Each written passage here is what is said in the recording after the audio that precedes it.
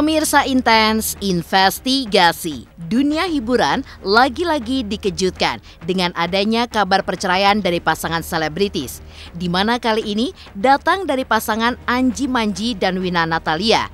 Hal ini pun terungkap usai pihak Pengadilan Agama Cibinong, Jawa Barat mengungkap fakta jika memang benar ada gugatan cerai yang dilayangkan oleh Wina Natalia kepada Anji Manji pada hari Selasa 21 Mei 2024 kemarin. Lantas benarkah gugatan yang diajukan oleh istri Anji tersebut hanya berkaitan dengan perceraian dan tidak ada gugatan mengenai hak asuh anak atau yang lainnya?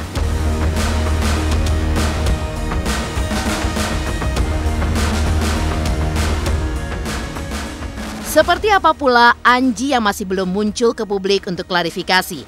Namun terlihat dalam story Instagramnya ia pun membagikan di mana ia berjanji akan segera memberikan pernyataan bersama Wina Natalia dalam waktu dekat ini. Dan bagaimana pula psikolog melihat fenomena perceraian yang seolah merupakan cara terakhir dalam menyelesaikan masalah di dalam rumah tangga seseorang termasuk pasangan selebritis.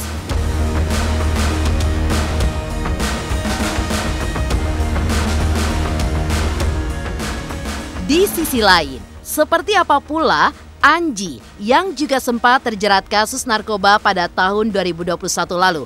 Hingga kala itu, Anji pun mengaku mengapa dirinya memilih untuk memakai barang haram tersebut lantaran semata demi mendapatkan relaksasi, namun malah berujung diamankan oleh pihak kepolisian. Pemirsa, bersama Intens Investigasi, kami hadirkan kabar terkini, terpercaya, dan teraktual. Tetapi sebelumnya, jangan lupa untuk like, subscribe, dan juga share channel YouTube ini.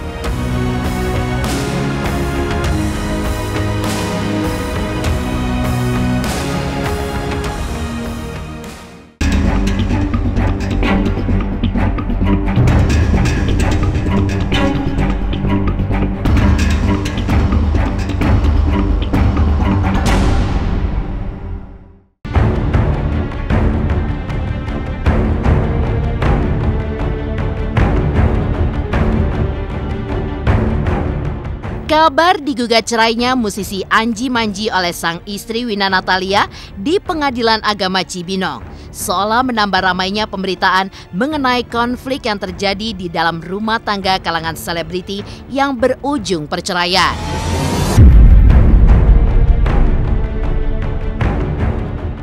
Ya, kabar mengenai adanya keretakan rumah tangga Anji dengan Wina yang berujung gugatan cerai memang bukanlah isu semata. Namun, kabar tersebut dibenarkan oleh pihak Pengadilan Agama Cibinong, Jawa Barat ketika dihubungi oleh tim Intens Investigasi.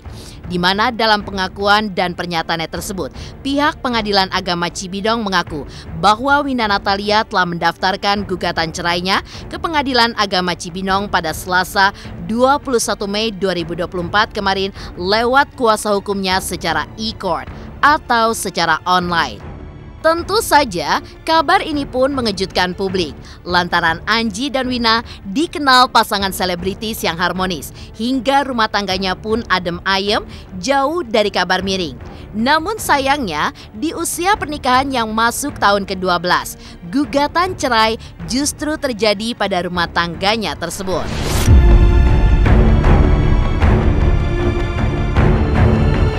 Melihat kabar perceraiannya yang begitu menghebohkan publik, Anji pun lantas membagikan curhatannya lewat story di media sosialnya, di mana ia mengaku ponselnya tidak henti-hentinya berdering dihubungi oleh pihak-pihak terdekatnya. Lumayan rame ya, HP saya terus-menerus bergetar, ungkap Anji. Bahkan dalam story yang ia tulis dan unggah tersebut, Anji pun berjanji akan memberikan klarifikasi setelah dirinya menyelesaikan pekerjaannya. Saya dan Wina Natalia pasti akan memberikan pernyataan. Sekarang manggung dulu ya, tulis Anji dalam story-nya di media sosial.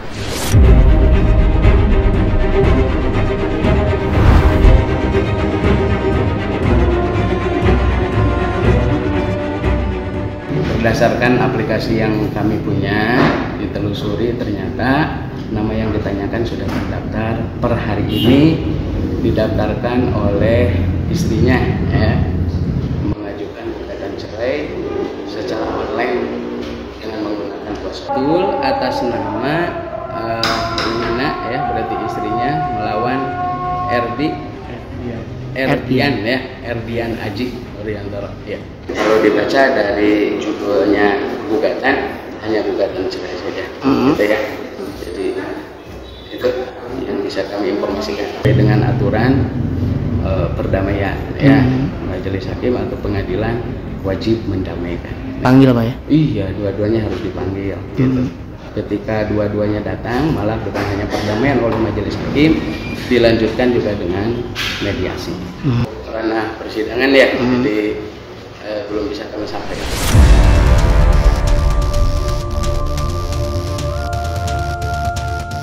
Sebelumnya, ternyata pada 1 bulan lalu, Anji pun seolah diduga sudah menunjukkan tanda-tanda akan keretakan pada rumah tangganya yang ia tunjukkan dari caption yang ia tulis di sebuah foto yang diunggahnya pada halaman media sosialnya. Caption berbahasa Inggris tersebut berisikan tentang ketidakpedulian dengan apapun yang terjadi, bahwa keluarga tetaplah keluarga. No matter what happened, family is still family. Atau berarti bahwa tidak peduli dengan apapun yang terjadi, keluarga tetaplah keluarga. Tulis Anji.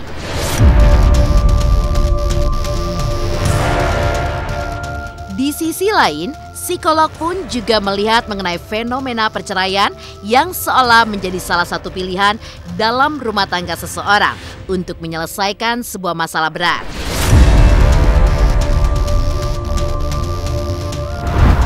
Dalam perkawinan tentunya banyak sekali permasalahan yang terjadi yang mungkin saja sudah dicari cara penyelesaiannya, sudah dicari solusinya, namun belum tercapai suatu kesepakatan.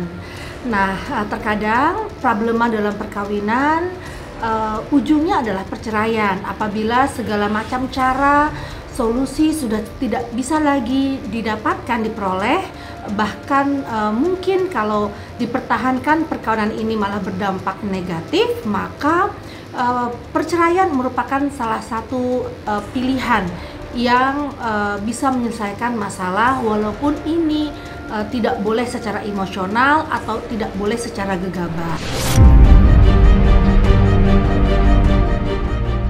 Di satu sisi, perceraian ini pun memanglah hak bagi pasangan suami maupun istri. Hingga tidak ada satupun di antara mereka yang mengajukan perceraian menjadi sebuah kesalahan. Namun biasanya orang yang mengajukan gugatan cerai adalah orang yang berinisiasi yang mengajukan perceraian. Karena memang sebuah hal sulit di dalam pernikahan untuk adanya kesepakatan jika dicampuri dengan ego masing-masing.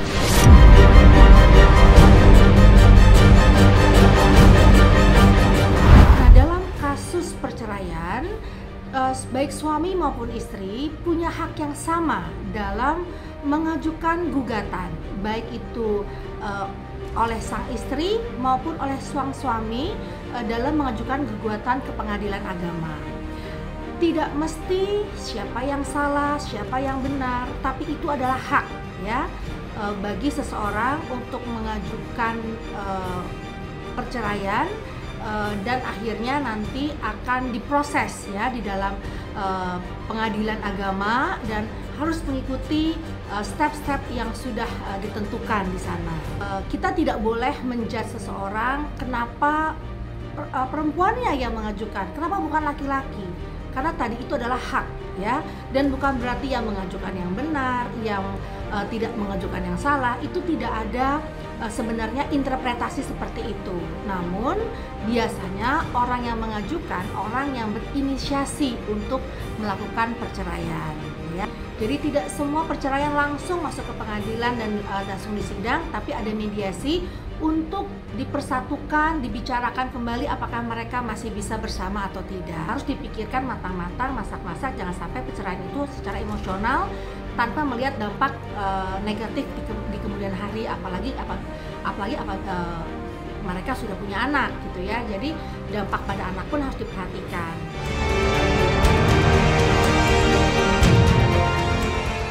Lantas, seperti apa pula Anji yang juga sempat terjerat kasus narkoba pada tahun 2021 lalu? Hingga kala itu, Anji pun mengaku mengapa dirinya memilih untuk memakai barang haram tersebut lantaran semata demi mendapatkan relaksasi, namun malah berujung diamankan oleh pihak kepolisian. Pemirsa, bersama Intens Investigasi, kami hadirkan kabar terkini, terpercaya, dan teraktual. Tetapi sebelumnya, jangan lupa untuk like, subscribe, dan juga share channel YouTube ini. Kita subscribe Intens Investigasi menuju 3 juta subscriber.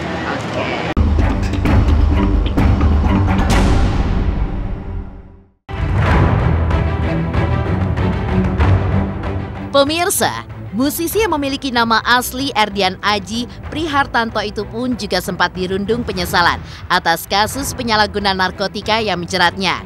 Ya, diketahui bahwa Anji sempat ditangkap oleh aparat dari Polres Jakarta Barat pada 11 Juni 2021 lalu atas dugaan konsumsi dan kepemilikan ganja.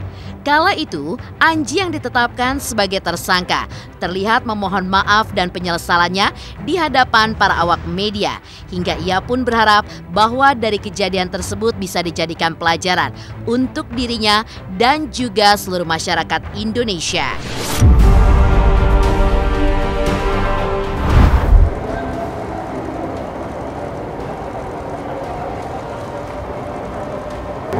Selamat sore, saya Anji ingin menyampaikan pertama ucapan permintaan maaf kepada keluarga, kerabat, sahabat, saudara, rekan-rekan kerja, pihak-pihak yang percaya kepada saya, dan juga seluruh masyarakat Indonesia yang kecewa atas kejadian ini. Semoga kejadian ini bisa menjadi pelajaran untuk diri saya sendiri dan juga seluruh masyarakat Indonesia untuk tidak melanggar aturan apapun dengan alasan apapun. Dan kemudian saya juga mau mengucapkan terima kasih kepada Satuan Narkoba dari Polres Jakarta Barat yang sejak proses penangkapan hingga hari ini sudah sangat memperlakukan saya dengan baik, dan saya akan menjalani proses hukum ini. Yang bersangkutan sangat kooperatif sehingga kita tidak mengalami kesulitan dalam pengumpulan barang bukti yang ada di lokasi pertama, yaitu di perumahan Cibubur, tepatnya di studio rekaman. Dari situ kita mengamankan beberapa barang bukti berupa ganja, ya, kemudian beberapa ekstrak ganja, kertas papir, dan kemudian speaker. Ya, speaker ini, di mana tempat inilah yang digunakan untuk menyembunyikan atau menyimpan ganja tersebut. Kita amankan yang bersangkutan, kita lakukan pemeriksaan. Dari hasil pemeriksaan bahwa cek urin yang sudah kita lakukan positif,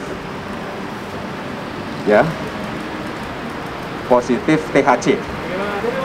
Ya, kepada tersangka kita tetapkan pasal 111. Pasal 127 Undang-Undang Republik Indonesia Nomor 35 Tahun 2009 tentang narkotika. Dengan sebaik-baiknya menurut aturan yang ada, sekali lagi saya meminta maaf kepada semua pihak yang telah kecewa dengan kejadian ini. Doakan semoga saya bisa menjalani ini dengan baik.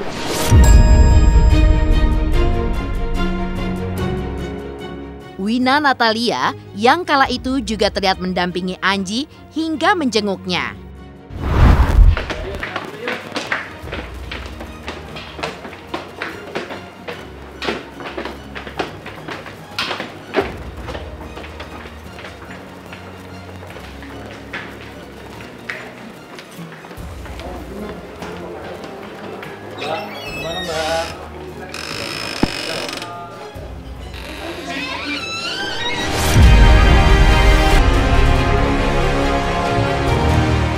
Lalu, seperti apa pula Tahun 2024 seolah menjadi tahun yang penuh dengan cobaan bagi Anji, mengingat di awal tahun 2024 lalu, tepatnya di bulan Januari, Anji pun harus kehilangan sang ayah tercinta untuk selama-lamanya.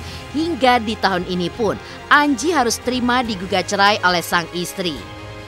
Pemirsa, bersama Intens Investigasi, kami hadirkan kabar terkini, terpercaya, dan teraktual. Tetapi sebelumnya, jangan lupa untuk like, subscribe, dan juga share channel YouTube ini. Halo aku Hanum Bramantio, ayo subscriber Intens Investigasi jelang 3 juta subscriber.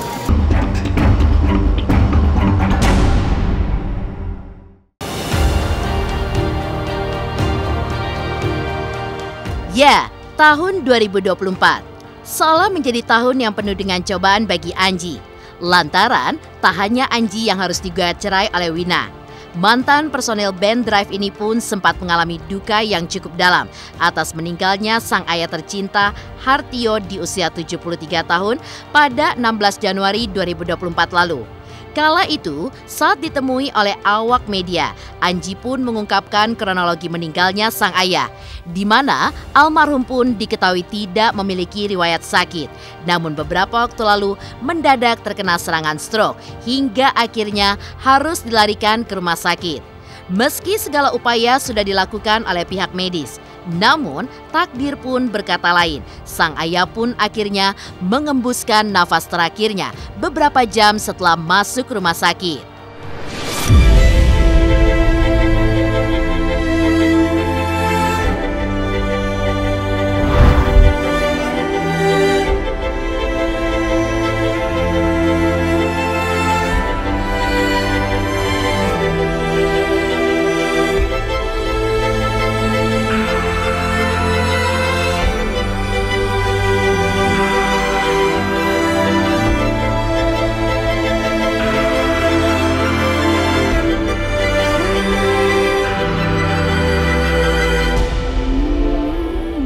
Bapak tuh umurnya 73.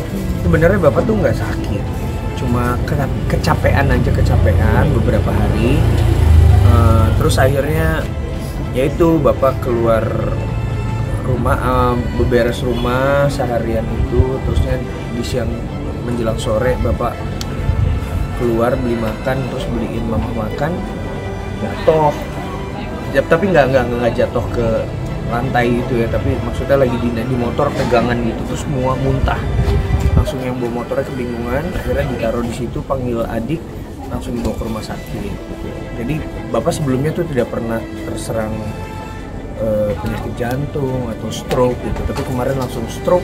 Terus ya udah di rumah sakit, terus kondisinya sempat baik karena ketika keluarganya, anak-anaknya datang, mamah datang, dia bahkan udah bisa angkat tangan kanan kiri semuanya, kaki kanan kaki kiri. Terus tapi ya kita udah tenang, kita pulang. Yang nungguin cuma ada satu orang karena kan kita nggak boleh di IGD kan, masih di IGD premiernya. Tapi lalu tiba-tiba sekitar jam 1 saya ditelepon, jam 1 pagi. Saya udah lagi mau tidur tapi kayak mikir-mikir, baru postingnya juga yang agak-agak galau gitu lagi. Terus tiba-tiba dikabarin Bapak kondisi drop. Tapi akhirnya ketika sampai di rumah sakit, Bapak, maksudnya dokter kayak semua langkah medis sudah dilakukan, tapi Bapak nggak respons. Obat juga udah masuk, Bapak nggak respons. Ya artinya memang secara medis sudah dinyatakan Bapak meninggal. Akhirnya ya udah oksigen dilepas apa segala macam, ya udah. Terus jadi jam 3.02 akhirnya Bapak dinyatakan meninggal. Sih cepat sekali, jadi maksudnya memang ya dadakan gitu. Jadi Bapak semalam di rumah sakit, besoknya dini harinya meninggal. Ya kalau dadakan gitu sebenarnya sisinya tuh kayak ya kalau dibilang baik, nggak mau nyusahin keluarga gitu. Tapi ya karena memang dadakan ya jadi kaget, terutama mama yang tiap hari barengan gitu. Terus ada ponakan saya yang memang tiap hari mainnya sama aku kan, karena dia cucu paling kecil gitu. Jadi masih shock.